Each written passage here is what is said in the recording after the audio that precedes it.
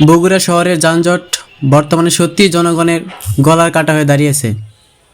প্রতিদিনের জীবনে এটি যেন এক অবিচ্ছেদ্য অংশ হয়ে উঠেছে। সড়কগুলোতে দীর্ঘ সময় আটকে থাকার কারণে মানুষের দৈনন্দিন কার্যক্রম প্রভাবিত হচ্ছে এবং জীবনের গতি যেন ধীর হয়ে যাচ্ছে। শহরের মধ্যে যানবাহনের সংখ্যা অস্বাভাবিক হারে বেড়ে গেছে। সড়ক অবকাঠামো সঠিকভাবে উন্নত না হওয়ায় একত্রে যানবাহনের চাপের কারণে সড়কের জ্যামের সৃষ্টি হচ্ছে। রাস্তার পাশে অবৈধ পার্কিং এবং ফুটপাতের দোকান বসানো এই সমস্যাকে আরও জটিল করে তুলেছে। যানবাহন চলাচলে এসব বাধা সৃষ্টি করে।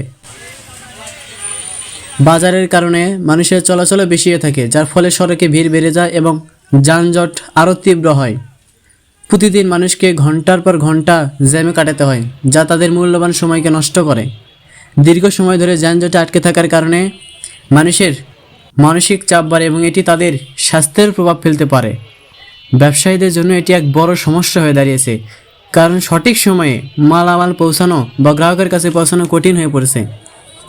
অ্যাম্বুলেন্স, ফায়ার সার্ভিস বা পুলিশের গাড়ির জন্যও এই যানজট একটি বড় বাধা সৃষ্টি করে, যা সংকটকালে আরও বিপজ্জনক হয়ে ওঠে। যেহেতু বগুড়া শহর একটি গুরুত্বপূর্ণ বাণিজ্যিক এবং সাংস্কৃতিক কেন্দ্র, তাই শহরে যানজট কমানোর জন্য দ্রুত পদক্ষেপ নেওয়া প্রয়োজন।